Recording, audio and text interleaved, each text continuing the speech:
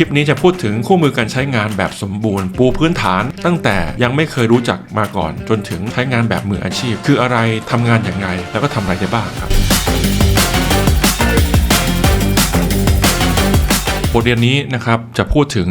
Gemini Notebook Zero to Hero เมื่อก่อนเนี่ยเขาใช้ชื่อว่า Notebook LM หลายคนก็รู้จักมานานมากๆเลยแล้วก็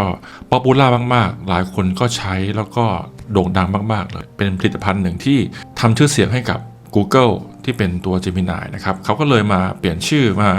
ตัดคำว่า LM ออกสำหรับผมเองก็เป็นชื่อที่แบบทั่วๆไปเนาะจะมาสอนทุกคนเนี่ยเกี่ยวกับพื้นฐานเลยเป็นเครื่องมือ Google ที่ทำได้ดีมากๆมีการอัปเกรดอย่างต่อเนื่องก็คือ Notebook LM หรือชื่อใหม่ก็คือ Gemini Notebook นะครับเนื้อหาทั้งหมดวันนี้นะครับผมจะทำเป็นบทไปเนาะเพื่อง่ายขึ้นเพื่อให้ทุกคนเนี่ยเข้าไปอ่านได้ผมทำเป็นคู่มือนะแล้วก็ให้เพื่อนๆเนี่ยเอาไปใช้งานได้แนะนำว่าฟังวิดีโอไปด้วยแล้วก็กดดูคู่มือตามไปด้วยเพื่อจะได้ง่ายเห็นภาพมากขึ้นนะบทที่1เนี่ยเราจะมารู้จักกันสั้นๆเกี่ยวกับ Notebook LM ปกติเนี่ยเมื่อเราแชทกับพวก Gemini พวก ChatGPT นะอยู่กับเรามานานหลายปีแล้วตั้งแต่ 2-3 ปีที่แล้วที่ดังขึ้นมา ChatGPT Gemini ก็บังเกิดขึ้นมาเนาะสิ่งหนึ่งที่เราทำก็คือเราแชทบอกเขาเรียกว่า LLM เป็น Large Language Model เขาเก่งมากในการตอบคำถามเอาข้อมูลที่เขาถูกเทรนมาบอกเราหรือไปหาข้อมูลจากซอสต่างๆมาบอกเรานะครับนี่คือเบสิกเริ่มต้นที่เราใช้ AI ในสมัยก่อนยุคนี้เขามี AI Agent แล้วก็ยังง่ายขึ้นละสั่งงานครั้งเดียวมันก็จะไปทำครบจบมาเลยนะแต่อันเนี้ยเขาเป็นฟังก์ชันที่คล้ายๆว่าแทน AI Agent ในปัจจุบันไงนี่เป็นที่มาที่เขาสร้างโปรแกรมให้คุณเพื่อจะให้ง่ายขึ้นในการจัดงานไพไลฟ์สายพานการผลิตของคุณเนี่ยดึงข้อมูลเข้ามาสุดท้ายต้องการเป้าหมายก็คือต้องการวิดีโอคลิปที่เอาไปลง YouTube ถูกไหมแต่เรามี AI Agent เราสามารถให้เขาทำงานทั้งหมดลูปได้หมดแต่มันก็ต้องมีความเชี่ยวชาญเฉพาะทางสั่งงานตั้งค่าบางอย่างแต่เนี่ย Google เนี่ยเขาสร้างระบบให้คุณใช้งานง่ายๆมีฟังก์ชันให้กดเป็นหน้าจอแล้วทำให้ทุกอย่างมันก็ง่ายขึ้นสำหรับมือใหม่ใช้งานโดยที่ไม่ต้องมาเหนื่อยมานั่งสั่งหลายๆอย่างพร้อมๆกัน Notebook LM เนี่ยแตกต่างจากตัว Chat Gemini ทั่วๆไปคือการที่ AI ถูกผูกไว้จำกัดวงไว้ในสิ่งที่ต้องการให้มันหาข้อมูลยิ่งเราพร้อมละเอียดมากเท่าไหร่นะครับเขาก็จะทำงานให้คุณตรงจุดมากเท่านั้นหรือแม้แต่คุณพร้อมละเอียดก็ตามเขาเองก็จะมีวันมั่วได้เหมือนกันแต่ตรงเนี้ยมาตอบโจทย์ตรงที่ว่าให้มันล็อกไว้เลยว่าไม่ต้องไปหาที่อื่นนะไปหาที่เราผูกไว้ให้ป้อนข้อมูลธุรกิจนะครับ AI ตอบแล้วก็สร้างรูปแบบเป็น output บทที่2 3ส่วนที่ต้องรู้จักมี3คอลัมน์ที่เป็นตัวหลักๆ3อย่างก็คือซอสข้อมูลเข้าไป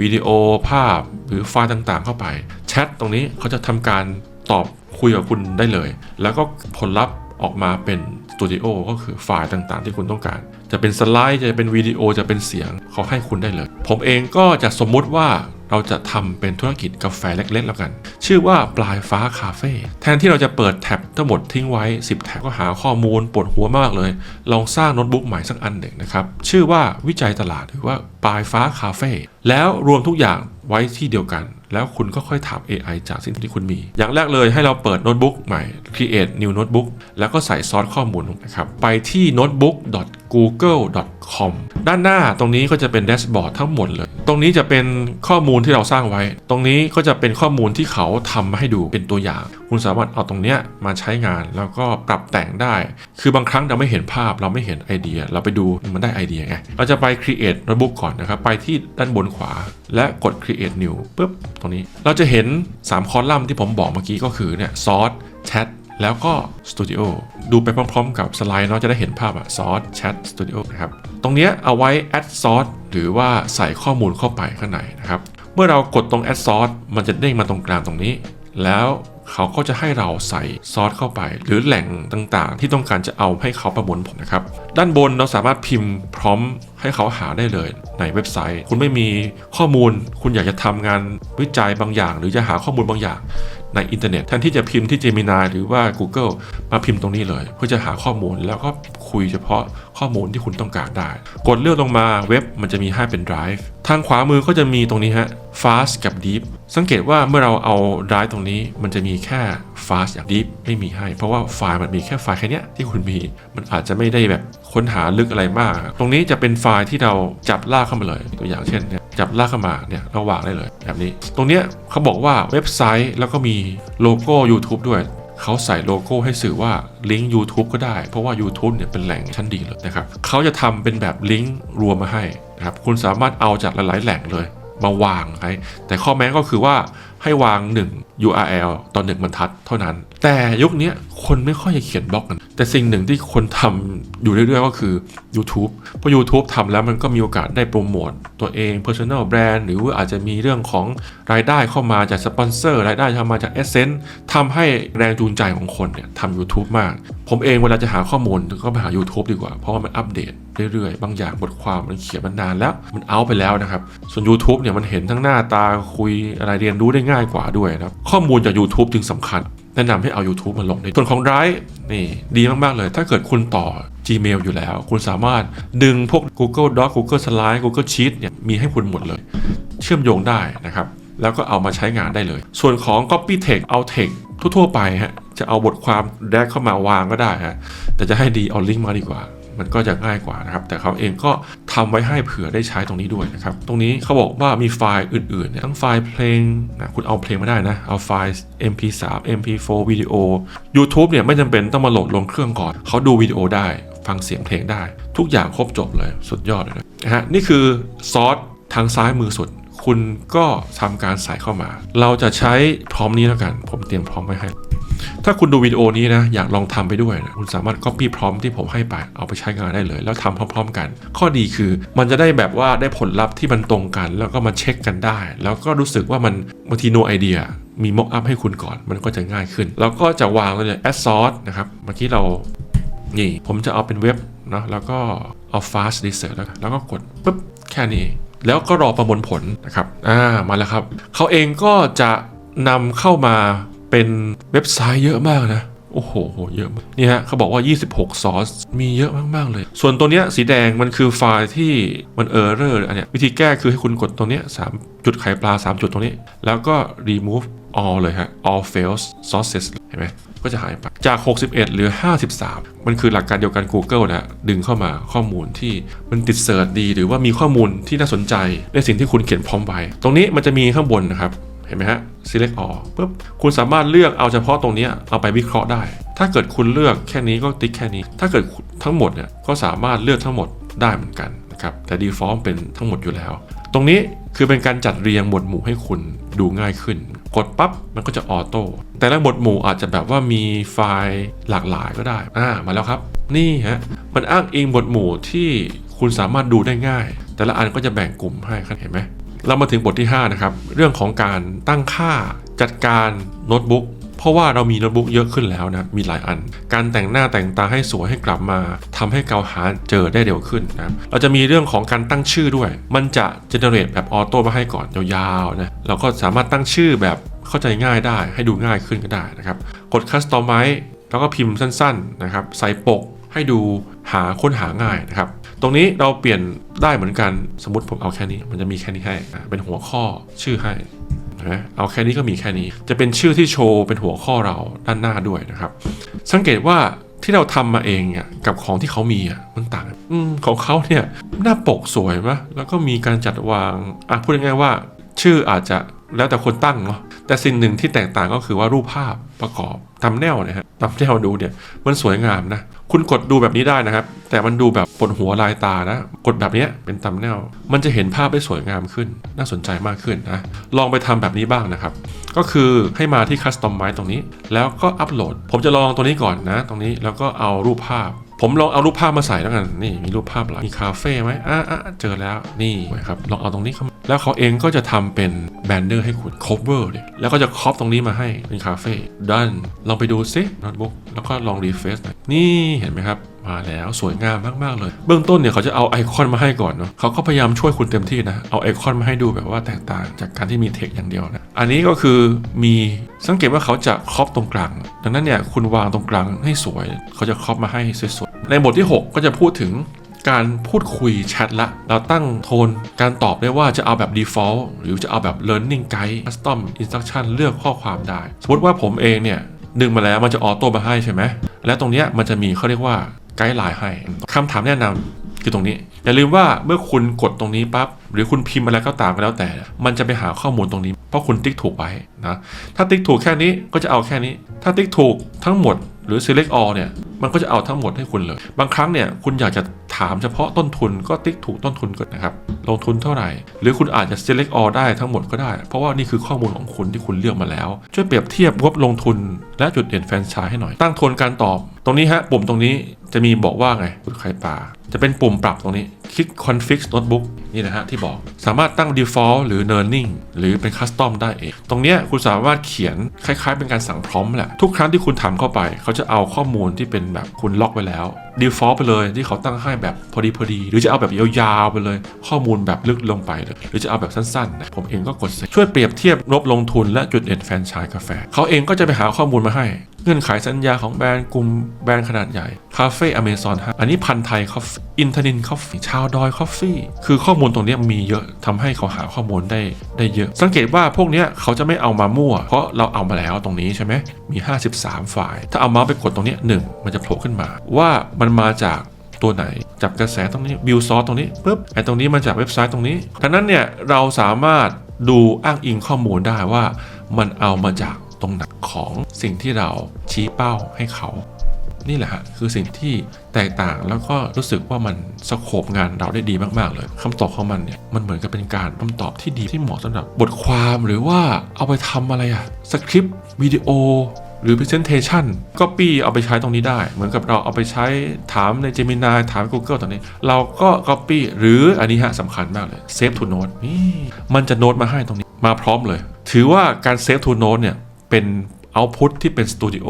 อย่างหนึ่งภาพรวมของ Studio ก็จะมีฮะทุกอย่างที่เราต้องการเขาสามารถexport มาเป็นวิดีโอมาเป็นไฟล์เป็นสไลด์และตรงนี้ก็เป็นส่วนหนึ่งด้วยที่เขา export มาอยากกดดูก็ดูได้แล้วก็ปิดตรงนี้แล้วก็ส่งออก convert to source กลับมาคืนได้นี่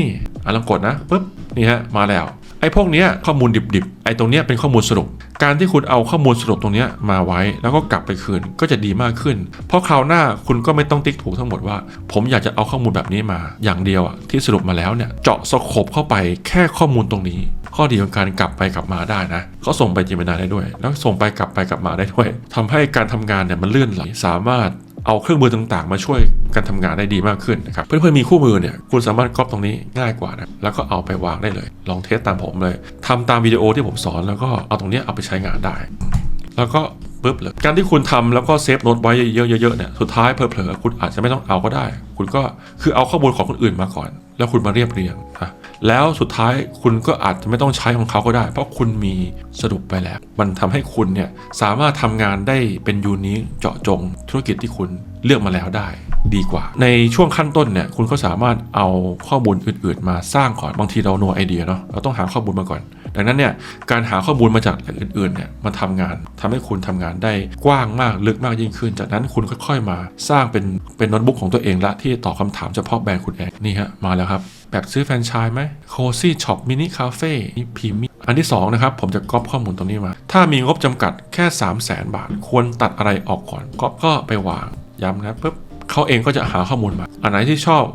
เก็บไว้ก็เซฟทูโน้ตปุ๊บทางขวาก็จะมีละเราจะมีข้อมูลตรงนี้เก็บไว้ใช้งานต่อไปได้แต่อันไหนที่เราเห็นว่าเขาตอบไม่โอเคก็ปล่อยผ่านได้แล้วก็ถามใหม่ตอบไม่ตรงคำถามก็ถามใหม่ได้ Custom Instruction ตรงนี้ก๊อปเข้ามาขณะที่เขาตอบเราก็จะไปแก้ตัวนี้ก่อนเมื่อกี้เราเอาเป็น default อะไรlearning ใช่ไหมตอบแบบใหม่ละที่เรา custom ละตอบในมุมมองที่ปรึกษาธุรกิจมือใหม่เน้นตัวเลขที่จับต้องได้และความเสี่ยงที่ควรระวังถ้าข้อมูลในซอสไม่พอให้ตอบตรงๆว่าข้อมูลไม่พออย่าเดาเองปึ๊บเซฟนี่อันนี้คือคำตอบที่เขาตอบมาแล้ว300,000อะไรบ้างควรตัดอะไรบ้างนี่1ตัดการจ้างนักออกแบบร้านที่หรูหราเพราะว่าการเริ่มต้นเนาะเขาเรียกว่าอะไรlearning by doing แล้วก็ think big start small คิดการใหญ่แต่เริ่มต้นเล็กๆก่อนหรือ think global start local เป็นคำศัพท์พวกฝรั่งใช้แบบว่าเล่นคำนะคือบางครั้งเนี่ยเรากำลังจะเริ่มต้นธุรกิจอย่าไปเริ่มต้นเยอะแบบซื้ออะไรของแบบแพงๆมาเนาะพวกตู้แช่เค้กไอ้พวกเครื่องกาแฟแพงๆมันก็อาจจะดีด้วยตรงที่ว่าได้คุณภาพมันดีแล้วทุนแรงเราไปเยอะนะแต่ว่ามันก็มีราคาที่ไม่แพงมากคุณก็สามารถหาอะไรที่มันใกล้เคียงไม่ต้องแบรนด์เนมก็ได้ที่มันแบบค คุณภาพดีเจ้าของร้านควรเป็นบาริสต้าก่อนก็ถือว่าเยอะนะเมื่อกี้เรายังไม่คัสตอมไมซ์ถูกไหมโอเคนะเมื่อกี้เราคัสตอมไมซ์แล้วเนี่ยตอบในมุมมองที่ปรึกษาธุรกิจมือใหม่ผมเองจะก๊อปข้อมูลนี้อีกครั้งหนึ่งแล้วก็ถามเขาอีกครั้งหนึ่งลองดูซิว่ามันแตกต่างกันอันที่เขา default มาแล้วมันก็เป็นสิ่งที่ดีนะเพราะว่าเขาเองก็พยายามวิเคราะห์ว่าอะไรที่ควรต้องตอบคุณสามารถสร้างความแตกต่างสร้างความยูนิคสร้างความอะไรที่เป็นแบบสไตล์คุณได้โดยที่คุณคัสตอมไมซ์นี่ฮะแนวทางจับต้องได้นี่เราเขียนไว้แล้วเนี่ยฮะแนวทางที่จับต้องได้และความเสี่ยงที่ควรระวังเห็นไหมเขาเองก็พูดถึงความเสี่ยงด้วยว่าภาพลักษณ์เป็นแล้วก็ลงทำแก้วเยอะเกินไปก็เสี่ยงจับต้องได้ตัวเลขว่าถ้าเกิดลงส่วนใหญ่ขั้นต่ำที่10,000คือบางอย่างเราพูดแต่ภาพรวมๆไม่เห็นภาพนะเราสามารถเห็นตัวเลขชัดๆได้มากกว่าการพูดกว้างๆทั่วๆไปเห็นไหมเอาตัวเลขมาให้เราดูชัดเจนเลยถ้าบอกว่าอย่าสั่งเยอะอย่างนั้นอย่างนี้มันกว้างมากนะแต่เขาบอกว่าเนี่ยตัวเลขที่แท้จริงที่เขาหามาให้แล้วไม่ได้มั่วนะเขาหาจากตรงนี้เห็นไหมฮะแต่ว่าต้องขึ้นอยู่กับต้นทางคุณด้วยนะถ้าเกิดคุณไปหาแหล่งที่มาที่ผิดมันก็ผิดด้วยเพราะมันเอาจากตรงนี้คุณไงหรือเราเอามาก่อนเรามากรองทีหลังได้เอาข้อมูลทั้งหมดมาแล้วมาสรุปเป็นข้อมูลที่มันจริงๆใช้จริงที่อัปเดตแล้วก็เอาตรงเนี้ยเป็นตัวอ้างอิงในส่วนของการแปลงข้อมูลบ้างนะครับบทที่7เมื่อกี้เราพูดถึงตรงส่วนนี้ซอสนำเข้าใช่ไหมครับแชทคุยแล้วก็บีฟเขาทุกอย่างเลยตรงนี้แหละคือผลลัพธ์ที่คุณจะเอาไปใช้งานหรืออยากได้บางคนต้องการจะเอามาเป็นรีพอร์ตนำเสนอผู้บริหารเอามาใช้ในการไปบีฟลูกน้องบีฟเจ้านายเป็น mind map อธิบายให้เห็นภาพมากมีสไลด์ด้วยอินโฟกราฟิกเขาใช้ Engine Nano Banana ด้วยทำให้ภาพเนี่ยออกมาดูดีสวยงามนะครับมีทั้ง Audio มีทั้งวิดีโอหรืออีกสายงานหนึ่งก็คือสายContent Creator นะเขาหาข้อมูลมาทั้งหมดนะจาก YouTube ก็ดีแล้วก็มาบรีฟแล้วก็ส่งออกไปเป็นวิดีโอแล้วก็อัปโหลดใน YouTube ช่วงแรกๆก็ว้าวมากเลยหลังๆมาก็คล้ายๆกันเลยคอนเทนต์แบบเกลื่อนเยอะแล้วก็ดูเหมือนว่าผักบุ้งหลงเหลงเลยถ้าเกิดคุณคิดว่าคุณเอามาใช้ในการสอนหรืออื่นๆที่คิดว่าดีก็ทำได้เลยมันจะมีเรื่องของ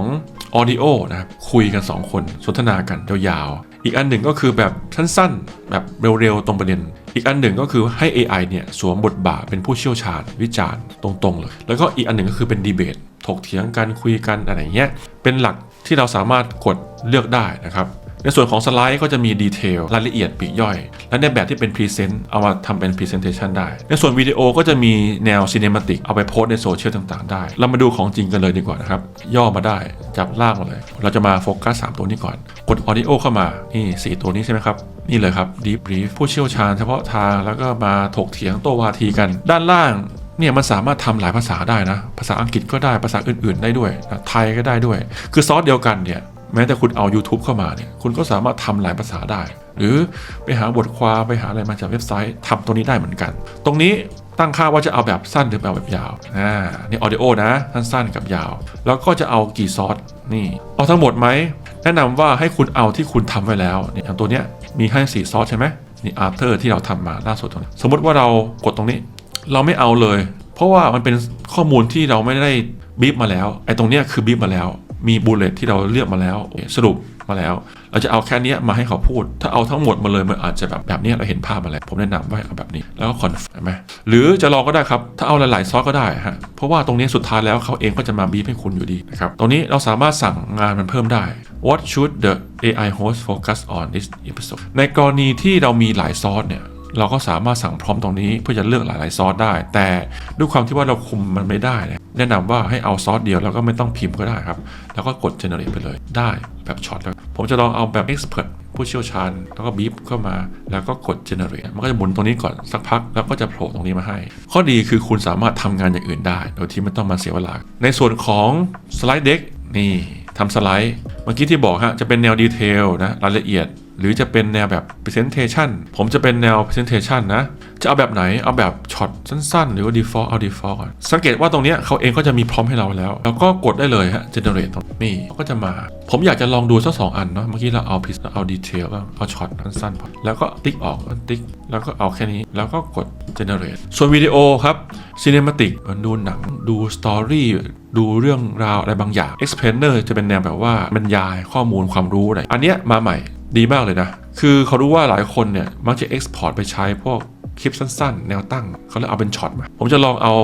แบบช็อตก่อนนะครับอันนี้เป็นแนวนอนอันนี้เป็นแนวตั้งนะแล้วก็ generate ตัว expander เนี่ยข้อดีของเขาคือเมื่อกดแบบปั๊บเนี่ยมันจะมีเรื่องของสไตล์ให้ด้วยแล้วก็จะเอาอันนี้เอา paper ดีกว่าทำต่อครับ cinematic บ้างครับให้เหมือนกันเลยก็คือเอาแค่ซอสเดียวในกลุ่มนี้หมวดหมู่นี้นะครับมันจะมีเขาเรียกว่าสตูดิโอที่เป็นกลุ่มแบบสรุปทดสอบความรู้การที่มีเนื้อหาแล้วเอามาเล่นแร่แปรธาตุเป็นควิสเป็น mind map เป็นแฟลชการ์ดพวกนี้ทำให้คนจำง่ายนะคุณอยากจำอะไรที่มันแบบจำแบบขึ้นใจอ่ะมันต้องมีกิจกรรม activity แบบนี้เนี่ยมันสามารถทำได้โดยการที่ทำเป็น mind map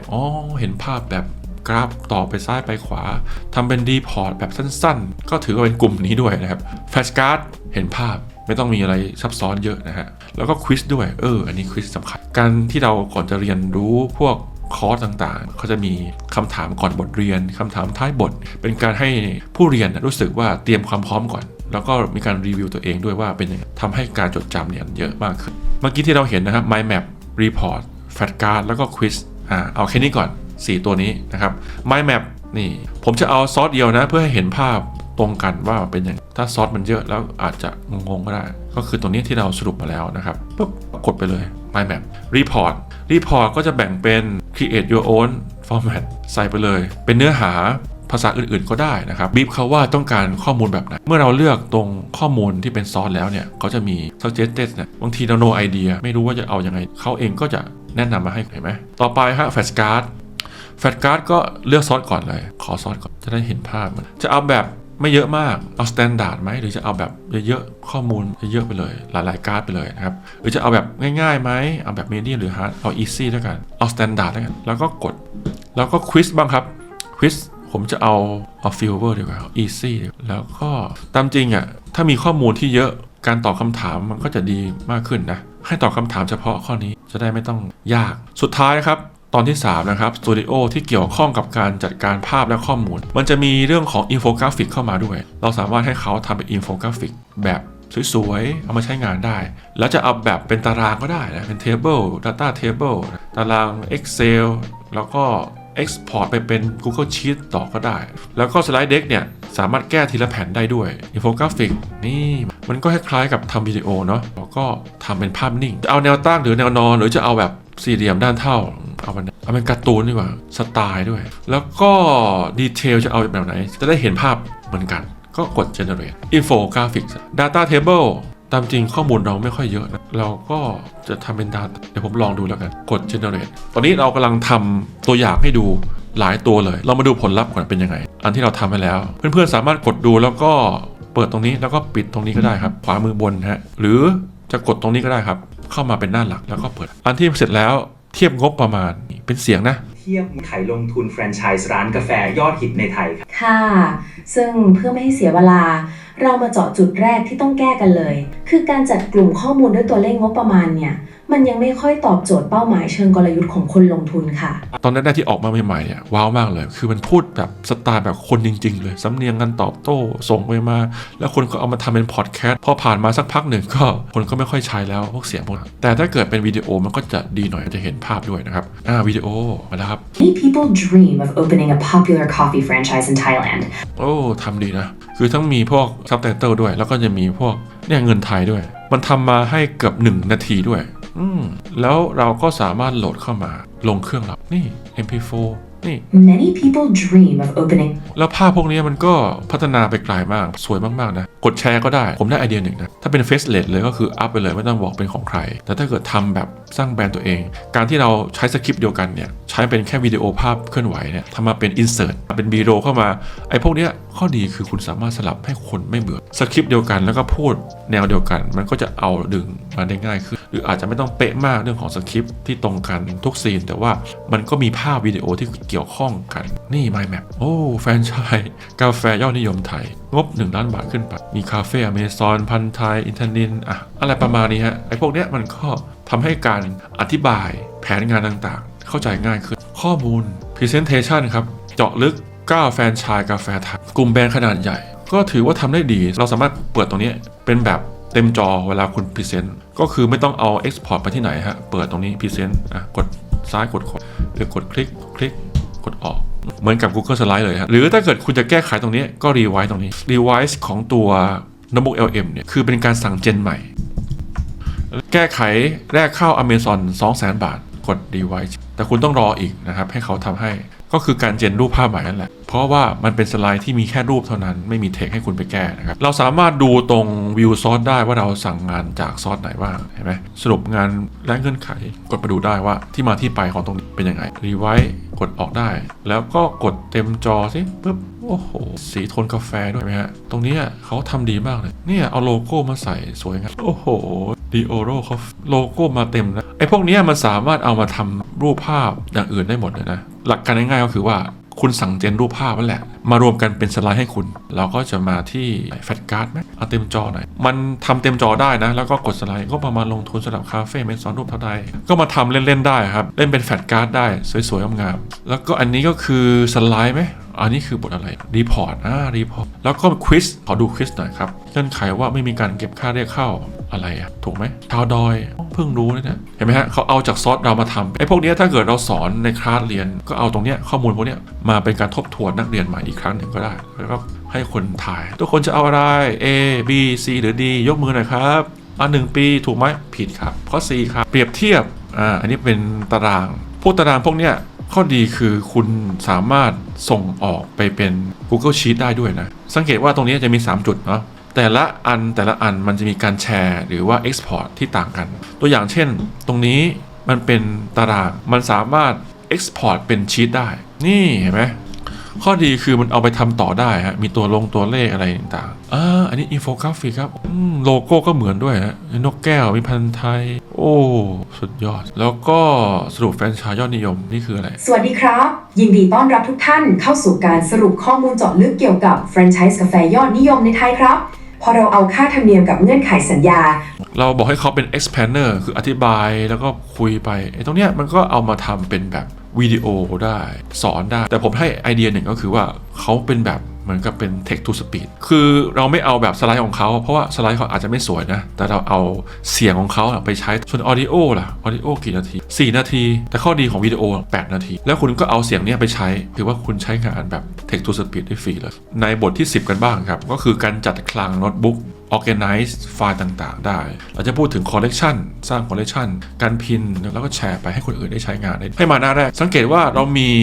ไฟล์ที่เราสร้างไว้เยอะมากๆเลยควรทำเป็น collection ไว้กด create collection ตรงนี้แล้วคุณเองก็ดึงเข้ามาเลยจะเอาอะไรบ้าง5-6แล้วก็ตั้งชื่อไว้ทีมโอเคแล้วก็กด create เห็นไหมเขาเองก็จะมี collection มาให้ข้างในมี4โน้ตบุ๊กกดเข้าไปดูเห็นไหมจะมี4อันอยู่ใน collection เดียวกันข้อดีคือมันก็จะหาง่ายขึ้นในส่วนของพินนะครับสมมติว่าคุณเปิดตรงนี้เทส300นี่แล้วเราก็กลับไปคืนเขาก็จะออกมาตรงนี้เป็นอันแรกล่าสุดที่คุณเปิดนะครับต้องการจะเอาตรงนี้เป็นตัวพินไว้ด้านหน้าสุดก็กดพินทูท็อปเห็นไหมเมื่อเรา refresh หรือว่าจะเปิดตรงนี้ไว้แล้วก็กลับมาตรงนี้ยังคงอยู่พินเอาไว้จุดไข่ปลาด้านบนตรงนี้คุณสามารถเปลี่ยน title add to collection ก็ได้หรือ unpin ก็ได้ก็เลือกได้เหมือนกันเราจะมาดู use case ที่2เมื่อกี้เราพูดถึงภาพรวมทั่วๆไปและการจัดข้อมูลดึงข้อมูลเข้าไปคุณมีเรื่องของปลายฟ้าคาเฟ่แล้วเมื่อกี้เราเอาไฟล์จากที่อื่นเข้ามาวิเคราะห์เรามีไฟล์ของตัวเองเราต้องการให้เขาวิเคราะห์จากไฟล์ที่เรามีสรุปรายจ่าย3 เดือนทำเป็นกราฟวงกลมผมจะนำเข้าไฟล์ก่อนนะแล้วก็ใช้พร้อมพวกนี้สั่งพวกเขาสร้างกราฟสร้าง Word ผมมีไฟล์เป็นไฟล์ตารางเกี่ยวกับค่าใช้จ่ายนะครับ Expense แล้วก็จะเป็นพวกยอดขายด้วยว่ามีอะไรบ้างแบ่งเป็นหมวดหมู่ให้ทั้ง3 เดือนล่าสุดตรงนี้ก็ลากลงไปเลยครับเราทำโน้ตบุ๊กมาใหม่อีกอันหนึ่งเฉพาะทางเป็นข้อดีคือเราเองก็จะให้เขาศึกษาข้อมูลเฉพาะแค่ไฟล์นี้หรือคุณอาจจะเอาไฟล์ที่มาจาก Google Sheet ก็ได้เพราะ Google Sheet เนี่ยมันข้อดีก็คือว่าเขาจะเอาข้อมูลล่าสุดที่คุณอัปเดตถ้าเกิดคุณเชื่อมต่อแล้วใช่ไหมร้านปลายฟ้าคาเฟ่ตืดอินเสิร์ตเข้าไปเขาเองก็จะเอาข้อมูลนี้เหมาะสำหรับคนที่อัปเดตไฟล์ข้อมูลผ่าน Google Sheet อยู่แล้วแล้วก็ดึงตัวนี้เข้ามามันจะเป็นเรียลไทม์ให้ทุกครั้งที่คุณกดจะเห็นว่าเขาจะมี default ให้ custom เราสามารถแก้ไขคัสตอมตรงนี้เองได้ที่ผมบอกเมื่อกี้นะครับผมจะใช้พร้อมตรงนี้ฮะเพื่อนๆสามารถทำไปด้วยกันได้นะสรุปรายจ่าย3 เดือนที่ผ่านมาเป็นกราฟวงกลม1ไฟล์ PNG แยกตามหมวดหมู่ค่าใช้จ่ายวางกด5 ซอสปุ๊บก็สามารถสั่งเขาได้แล้วเขาเองก็รู้ว่าทำมาเป็นรูปภาพคุณเองก็สามารถเอาไปใช้งานได้กดดาวน์โหลดได้ก็สั่งงานเข้าตรงนี้ได้เลยครับเชื่อมตรงต่อ Gemini ก็ได้นะครับไปที่ Gemini แล้วก็เปิดแถบ all notebook แล้วก็ดึงข้อมูลลงไป notebook memory เปิดสวิตช์นี้แล้ว AI จะจำแชทเก่าต่างๆของ notebook ได้นี้ข้ามวันไม่ต้องเริ่มอธิบายใหม่เนาะหรือซิงค์2ทางแชทที่ฝั่ง Gemini แล้วย้อนกลับมาเป็นซอสในหน้า Gemini คุณกดมาที่ gemini.google.com เขาก็จะมีตรงนี้ให้มา notebook มันจะมีข้อมูลตรงนี้มาแล้วให้คุณแล้วกด all notebook โผล่มาให้ว่านี่ฮะเต็มเลยนี่ฮะเหมือนกับที่เรามีไหมเขาเองก็จะโชว์มาให้ด้วยคุณเองก็สามารถคุยตรงนี้ต่อยอดกับเขาได้เขาจะเอามา5ซอสที่คุณมีอยู่ตรงขายดีไหม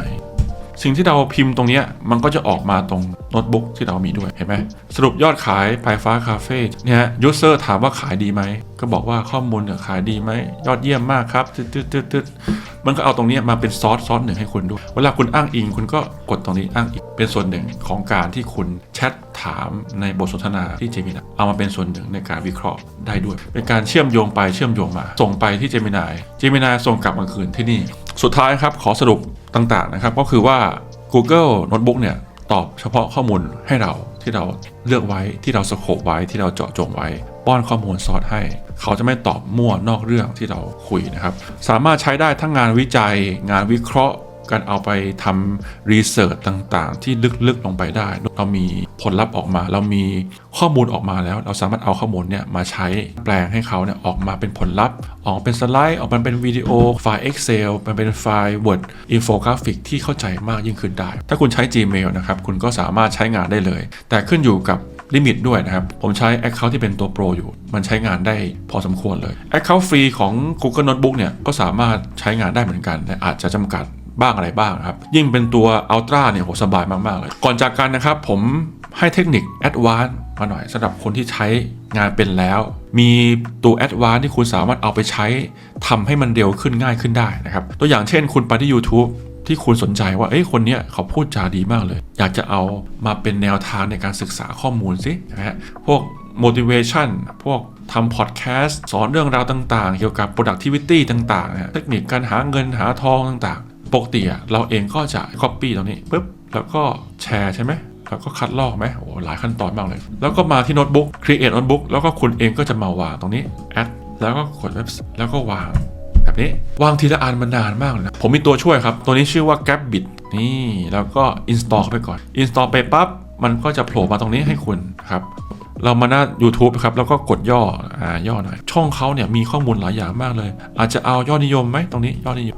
คนดู13ล้าน11ล้านนี่นะ11ล้าน13ล้าน9ล้านเยอะมากๆเลยกด Option แล้วก็ลากมาปึ๊บเห็นไหมตรงที่เป็นไฮไลท์สีเหลืองนะฮะมันจะโผล่ขึ้นมาเขียนว่า3 URL to be copy to clipboard เห็นไหมพอลากปั๊บมันจะเป็น6จะเป็น12แช่ก่อนนะแล้วก็ลากมาแล้วก็ปล่อยแล้วคุณเองก็กลับไปที่โน้ตบุ๊กแล้วก็คลิกขวาแล้วก็วางปึ้งเห็นไหมฮะเยอะมากเลยครับโอ้โหเยอะมากเลยแล้วก็กด insert เข้ามานี่ฮะโผล่มาเต็มเลยแต่ผมมีอีกเทคนิคหนึ่งที่มโหฬารตะการตาเลยครับให้คุณมาที่นี่เดี๋ยวผมจะฝากลิงก์ไว้ให้คุณเอาไปใช้หรือจะพิมพ์หาก็ได้ครับ YouTube to notebook LM แล้วก็ install นะเมื่อ install ปั๊บมันจะโผล่มาให้ตรงนี้นี่คือปกติถ้าเกิดคุณกดเข้าไปข้างในใช่ไหมฮะมันจะมีให้กดให้ notebook LM นี่กดตรงนี้แล้วก็ create notebook เกิดขึ้นเขาเองก็จะ create ให้เลยนี่เห็นไหมแล้วก็เอามาใส่ให้เลย ง่ายไหมแล้วก็เอาชื่อมาใส่ให้ก่อนนะครับคุณก็แก้ไขทีหลังได้ใส่รูปภาพไปได้แล้วก็เอามาให้เลยแค่1หน้านะแต่อย่าลืมครับเห็นไหมครับมันโผล่มาแล้วถ้าเราใช้ YouTube ทั่วๆไปเราไม่เห็นนะติดตั้งพวก Chrome Extension มันจะโผล่มาให้ Create หรือคุณจะมีอยู่แล้วก็ตรงนี้ก็ได้เหมือนกันวางจะเอาไว้ที่ไหนเห็นไหมจะเอาที่ผมทำไว้แล้วนะหรือจะ Create ใหม่ก็กด New ปุ๊บ Adding Source